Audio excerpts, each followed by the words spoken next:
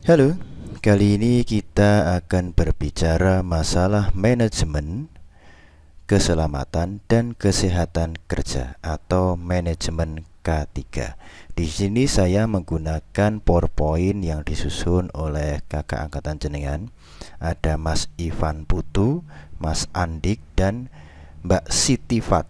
Ya, saya minta izin kepada ketiganya untuk men-share PowerPoint yang telah Anda susun ke adik angkatan jenengan. Oke.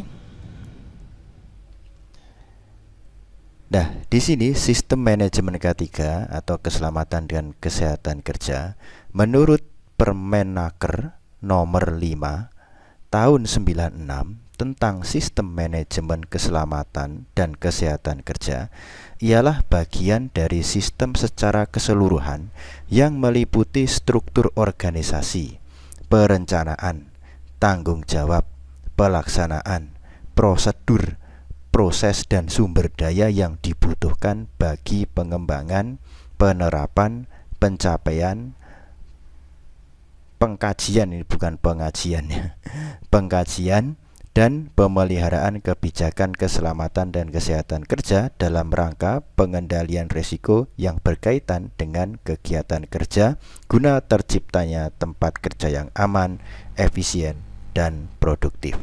Nah, ini adalah kalimat yang panjang ini merupakan sistem manajemen K3 yang tertuang pada Permenaker nomor 5 tahun 1996.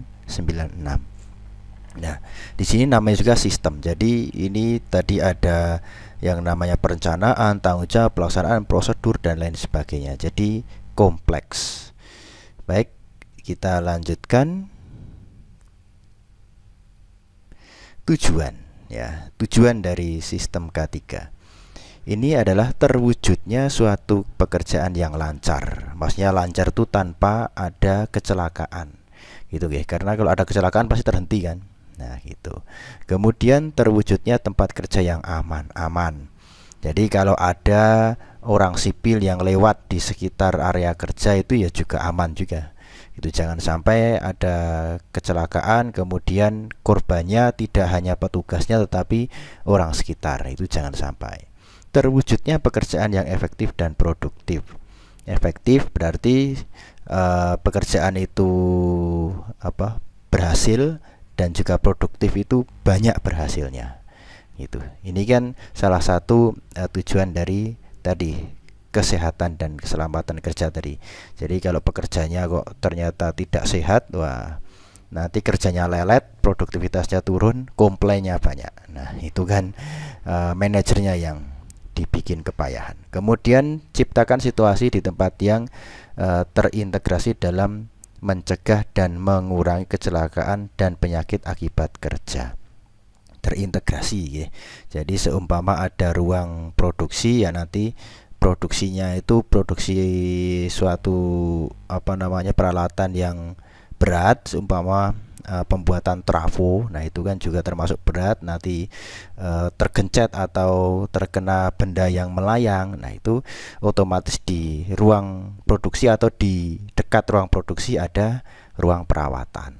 Nah, itu okay. Jadi terintegrasi gitu okay. Kemudian tingkatan situasi kesehatan kerja. Jadi orang-orang yang bekerja di ruangan itu atau proses produksi itu atau yang kalau di PLN ya yang yang melakukan perawatan itu juga sehat gitu. Jangan sampai setelah melakukan pekerjaan atau setelah melakukan perawatan sakit, waduh nanti rekrutmen lagi kan kesusahan.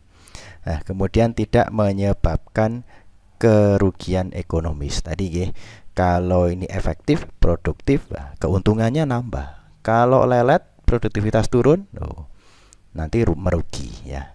Itu ujung-ujungnya juga ke ekonomi gitu nggih. Nah, di sini adalah panduan penerapan SMK3 atau Sistem Manajemen K3. Yang pertama itu penetapan ya.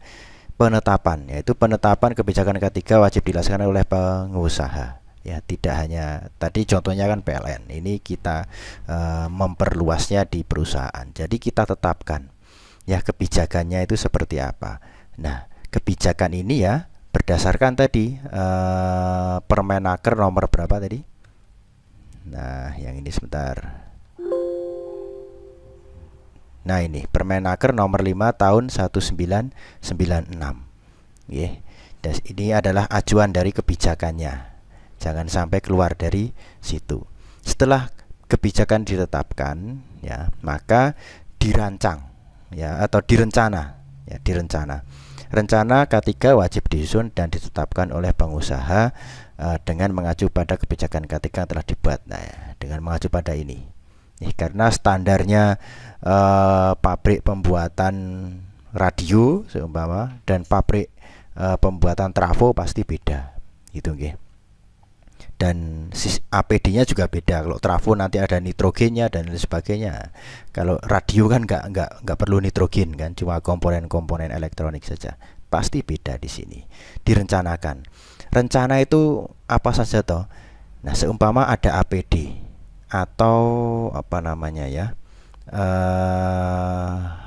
APD yang bisa usang oleh waktu atau lifetime-nya terlalu pendek, yang pendek. Contoh masker seumpama itu. Ini kalau kita menggunakan masker itu saringannya atau mesh-nya wajib diganti berapa hari sekali. Nah, ini kan juga termasuk dalam perencanaan. Kemudian seumpama ada helm yang paling gampang ya. Helm itu dalamnya helm kan biasanya ada gabusnya. Nah, kalau dipakai terus-terusan kan juga rusak juga toh. Berarti helm itu semenjak beli harus dilakukan perawatan atau peremajaan gabusnya itu setelah berapa bulan atau setelah berapa minggu gitu.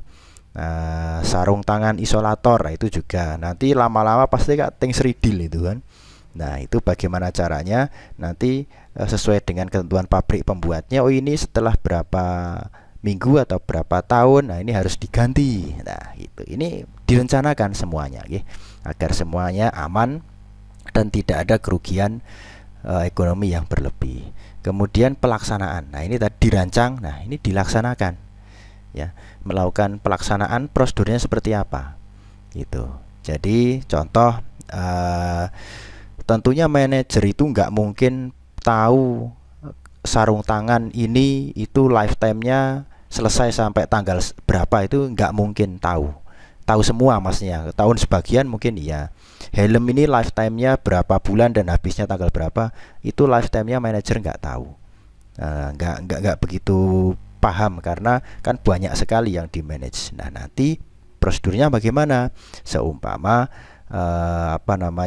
yang helm itu taruhlah ada nomornya gitu ya, dan nomor itu mengacu ke si pemakai. Nanti pemakainya lapor, oh ini helm saya sudah dibeli 2 tahun lalu dan harus diganti ininya seumpama gitu, diganti gabusnya, dilaporkan ke bagian manajerial. Nanti ditulis ini dikasih helm baru, kemudian helm yang lama nanti direkondisi lagi. Nah, itu mungkin salah satu prosedurnya dan banyak lagi yang lain. Itu adalah salah satu dari pelaksanaan. Nah, kemudian di sini ada pemantauan ini, ya, pemantauan dan evaluasi. Tadi penetapan, perencanaan, pelaksana. Nah, kalau penetapan dan perencanaan ini mungkin orangnya sama, tapi pelaksana orangnya bisa beda, tapi rata-rata ini sama yang 3 ini. Nah, kemudian yang memantau, nah ini orangnya berbeda pastinya. Jangan sampai pelaksana yang memantau nanti dibiji apik terus ya, karena karyanya dia, pekerjaan dia dinilai baik terus. Nah, pemantau ini orang yang berbeda pasti itu. Nah, di sini dipantau. Nanti seumpama diuji petik, ada seorang evaluator di situ, evaluator lapangan. Kemudian setelah dandan pekerja itu melakukan pekerjaannya selesai, kemudian dipanggil salah satu, coba mana kaos tanganmu, lihat di situ pasti ada labelnya, Oh ini expirednya tanggal sekian, loh kok ini belum diganti, ya kan gitu. Lah karena saya sudah ngajukan tapi ditolak, daripada saya nggak pakai sarung tangan ya mending pakai sarung tangan yang sudah agak usang ini, ya gitu. Oh berarti di situ pelaksanaannya tidak jalan. Nah ini kan padahal anggarannya sudah diplot nih. Nah ini terus duitnya untuk apa? Nah di sini kan apa namanya, pemantauan ini penting. Jadi jangan sampai pekerja di bawah atau di lapangan itu tidak mendapatkan APD yang semestinya gitu, gara-gara ya tadi manajerialnya ada yang korup atau ada yang kelupaan mungkin, nah gitu, atau lambat kerjanya. Nah di sini dipantau. Nah, kemudian setelah itu pemantauan ini dilempar lagi ke yang menetapkan dalam peninjauan dan peningkatan kinerja. Jadi hasil ini ya dilempar tadi, yang menetapkan ini taruhlah jajaran direksi. Ini loh Pak Direktur, ada beberapa kejanggalan di sistem K3 kita. Ini orangnya panggil manajernya gitu kan. Kemudian gimana, ini ada masalah, bisa ditingkatkan enggak? Oh bisa, caranya begini, butuh tambahan uang berapa, sekian. Malah oh ini nggak butuh tambahan uang, hanya modelnya saja yang atau prosedurnya saja yang diganti gitu, biar lifetime-nya lebih lama. Nah itu juga bisa. Nanti peninjauan dan peningkatan ini melibatkan pelaksana dan yang menetapkan, ya jajaran direksi gitu ya, atau komisaris gitu, yang bagian atasan gitu, Nah ini salah satu alur dari sebuah panduan penerapan SMK 3.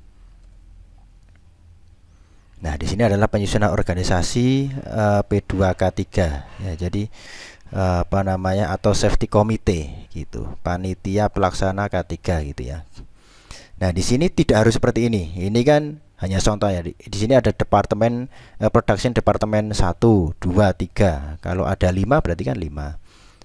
Tergantung nanti perusahaannya seperti apa. Kalau perusahaan kecil gitu ya, seperti CV, tapi yang benar-benar butuh safety, seumpama bengkel sasis gitu. Nah itu kan pekerjaan berat, walaupun pekerjaannya mungkin 10, nah itu tetap harus ada safety committee-nya gitu. Nah di sini safety committee itu siapa gitu, nanti ditunjuk, dan tidak harus sebanyak ini toh orangnya, langsung saja, atau dari luar gitu, dari luar nanti yang mengecek. Jadi kita bayari orang untuk cek safety-nya, bahwa oh ini lo sudah safety pekerjaannya keluar sertifikat gitu ya. Keluar sertifikat, nanti sewaktu-waktu ada ada pengawasan dari Kemenaker. Nah berarti ya, oh ini loh saya sudah melakukan safety. Contohnya itu APAR ya, alat pemadam kebakaran itu. Kalau di bengkel-bengkel kecil juga harus ada kan, tapi kan mereka nggak mungkin mengevaluasi sendiri. Biasanya ada perusahaan tertentu yang mengevaluasi itu, kemudian memperbaiki setelah beberapa tahun gitu. Nah, ini sudah diperbaiki, ini sertifikatnya atau tanda buktinya, ini loh saya sudah memperbaharui lagi alat pemadam apinya gitu. Jadi selalu update dan ready to use. Nah, yang berikutnya adalah P2K3 atau panitia pembinaan keselamatan kerja. Bukan pelaksana atau pembinaan ya. Panitia pembinaan keselamatan dan kesehatan kerja tadi, wewenangnya adalah 1, memastikan bahwa semua persyaratan K3 telah ditetapkan. Itu Jadi yang mengawasi tadi, oh ini sudah semua bagus. Kemudian memastikan program K3 mendukung lingkungan di sekitarnya. Jangan sampai K3 itu contoh pembuangan bahan-bahan sisa gitu.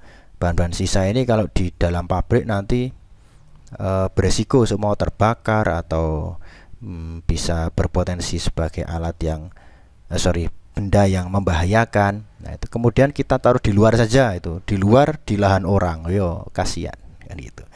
Jadi tidak mendukung lingkungan sekitar. Yang ketiga adalah merencanakan pelaksanaan, menjaga dan mengembangkan program K3 gitu. Kalau masih ada drawbacknya atau kelemahannya, ya dikembangkan lagi, bagaimana caranya biar mendekati sempurna. Meninjau kembali sistem manajemen K3. Nah, ini kalau yang poin 3 ini dianggap kurang, ya ditinjau kembali kan. Kemudian merumuskan dan menyusun strategi peningkatan. Ya, tadi ditingkatkan. Kalau masih ada yang kurang-kurang, ya ditingkatkan. Bagaimana caranya, strateginya di sini harus ada strateginya kan, karena peningkatan itu kan juga butuh modal juga. Bagaimana strateginya biar modalnya semakin minim tapi outputnya bagus. Kemudian melakukan pelatihan P2K3, ya ini dilatih, manajernya dilatih, kemudian staff-staffnya atau tenaga ahlinya juga dilatih dan lain sebagainya. Sistem manajemen K3 di PLN Persero. Ini contoh ya. Nah, pertama, peraturan umum SMK 3 di PLN. 1. Seluruh karyawan dan pekerja yang terlibat dalam pelaksanaan pekerjaan harus memahami dan mematuhi kaidah dan peraturan keselamatan dan kesehatan kerja. Semua ya, seluruh ya. Kemudian semua yang terlihat dalam pelaksanaan pekerjaan harus peduli dan tanggap akan bahaya kebakaran yang mungkin timbul. Tuh, ya. Yang ketiga, penanggung jawab K3 harus menetapkan sanksi atau hukuman terhadap pelanggar peraturan K3. Nah, orang yang tidak berkepentingan dilarang masuk. Nah, itu ya. Nah, ini biasanya ya yang menjadi konflik ini. Seumpama ada evaluator tadi, loh itu kok tukang yang menek-menek itu kok nggak pakai nggak pakai helm gitu ya. Yang ditegur pertama pasti mandornya, nggak tukangnya. Nah, nanti mandornya nyuruh turun, nanti kemudian dilaporkan ke atasan di sidang gitu. Nah, di sidang nanti pasti ada tukang dan mandornya, ya nanti tetap diberi sanksi karena mandor juga bertanggung jawab, tukang bertanggung jawab atas dirinya sendiri kan gitu. Jadi nanti diberi sanksi sesuai dengan peraturan yang ada di sini, yang tadi yang sudah disusun oleh perusahaan gitu. Oke, kemudian ada orang yang tidak berkepentingan dilarang masuk. Dinilai kok ada saudara yang nyelonong masuk gitu. Nah, ini yang memberi akses nyelonong siapa? Nah, nanti disidang juga gitu, Baik, ini ada pedoman SMK 3 PT PLN Persero masih ya tadi. Pedoman ini memuat kebijakan K3, daftar dokumen berupa prosedur kerja yang terkait K3 dan instruksi kerja K3, serta bagan organisasi K3. Pedoman SMK 3 ini dapat digunakan sebagai informasi kepada pelanggan dan berbagai pihak yang berkepentingan sehubungan dengan pekerjaan yang dilakukan di PT PLN Persero. Pedoman SMK 3 ini juga digunakan sebagai bahan pelatihan pegawai PT PLN Persero dalam memahami komitmen perusahaan dan peran mereka dalam SMK 3. Nah, ini adalah pedomannya. Jadi kenapa pedoman itu dibuat ya? Ini untuk ini. Dan isinya ini gitu. Oke. Lanjut lagi. Pelaksanaan. Pelaksanaan biasanya tugas dan waktu kerja. Jangan sampai tukang yang di lapangan sudah bekerja 8 jam suruh kerja lagi. Aduh, itu nanti resiko kecelakaannya tinggi kan. Ngantuk, capek ya gitu. Seh dipaidu karo mandore. Nah, itu kan nanti malah berbahaya juga. Yang berikutnya pengawasan. Nah, pengawasan itu kalau ada yang bercanda atau tadi tidak menggunakan APD yang semestinya, itu juga harus diawasi, ditegur gitu. Seleksi dan penempatan kerja. Contoh tadi, seumpama jenengan butuh tukang yang sangat berani sekali, jadi untuk pemeliharaan sutet gitu ya. Nah, itu kan otomatis dia butuh orang yang benar-benar pemberani, tidak tremor ya, tidak fobia ketinggian, kemudian terampil. Nah, itu kan juga harus diseleksi dengan baik dan ditempatkan sesuai dengan bidangnya atau sesuai dengan minat bakatnya begitu. lingkungan kerja. Nah, lingkungan kerja juga harus mendukung. Jadi jangan sampai ada satu orang yang patuh sekali ya, tapi yang lain itu melanggar. Akhirnya yang satu itu ya ikut-ikut melanggar kan. Jadi lingkungan kerjanya harus dibuat sedemikian rupa agar semua patuh ya. Salah satunya ada evaluator itu tadi, kemudian ada sanksi dan lain sebagainya. Kemudian kesiapan untuk menangani keadaan darurat. Nah, ini. Jadi harus ada tim atau petugas yang siap siaga, dan petugasnya itu jangan sampai yang tadi sudah bekerja lembur suruh siap siaga kalau ada keadaan darurat. Yo percuma kan gitu, dia udah capek suruh siap siaga lah. Kalau tidak ada apa-apa nggak masalah, kalau pas ada apa-apa suruh kerja lagi, aduh kasihan. Ya, ini APD dalam PLN yang kemarin sudah dijelaskan ya, ada videonya itu. Nah, ini ada topi ya, ada sepatu, sabuk, kemudian pakaian khusus lapangan, rompi ya di sini, sarung tangan, alat pelindung telinga dan sebagainya. Nah, ini prosedur izin kerja untuk pekerjaan yang berbahaya atau beresiko tinggi. Nah, ini tentunya ada izinnya, izin mengaksesnya gitu ya. Jangan seseorang yang belum berpengalaman atau mungkin belum mendapatkan sertifikat tertentu langsung bekerja di tempat itu. Waduh, payah juga nanti ya. Nah, tujuan dibuat prosedur izin kerja untuk keadaan berbahaya dan beresiko tinggi adalah untuk memberikan pedoman pada seluruh karyawan, tenaga kerja, dan mitra kerja tentang persyaratan yang harus dipenuhi sebelum melakukan pekerjaan yang beresiko tinggi dalam rangka keselamatan dan kesehatan kerja. Gitu, oke. Jadi contoh tadi pemeliharaan saluran yang ultra tinggi, itu biasanya kan pakai helikopter naiknya. Nah, dia juga sudah di training kan bagaimana caranya naik helikopter, bergelantungan di helikopter, itu pasti ada trainingnya. Nggak mungkin tukang yang biasa di perbaikan yang di rumah-rumah itu terus disuruh merawat sutet, nggak mungkin juga. Pasti ada sertifikat khusus dan pelatihan khusus. Jadi jangan sampai sembarangan tukang kan gitu. Kemudian pekerjaan berbahaya yang rutin dilaksanakan yaitu pemeliharaan. Nah, ini tadi yang saya ceritakan. Maka dari itu prosedur kerja telah diatur dalam DP3. Dokumen ya, ini dokumen prosedur K3. Itu. Ini dokumen prosedur pelaksanaan pekerjaan. Ya, DP3. Ada briefing. Nah, ini contoh dokumennya di sini. Ini nanti dalamnya itu ya ada alur-alur semacam ini. Ada briefing dulu, kemudian izin pembebasan instalasi, kemudian pelaksanaan manuver pembebasan tegangan, kemudian pernyataan bebas tegangan, kemudian pernyataan pekerjaan selesai, pernyataan instalasi siap, kemudian pelaksanaan manuver pemberian tegangan. Nah, ini harus ada dokumennya. Briefing ya, kalau briefing biasanya absen briefing, kemudian izin, ada suratnya semua gitu ya.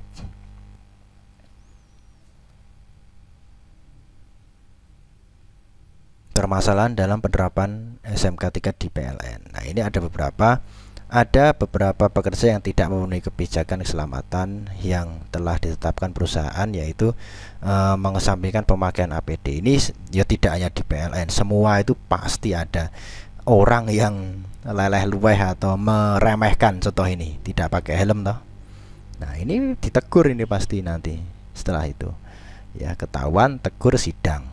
Itu didenda atau nanti dirumahkan beberapa hari. Nah, ini di semua perusahaan pasti ada orang yang semacam ini ya, nekat dan leleh luweh.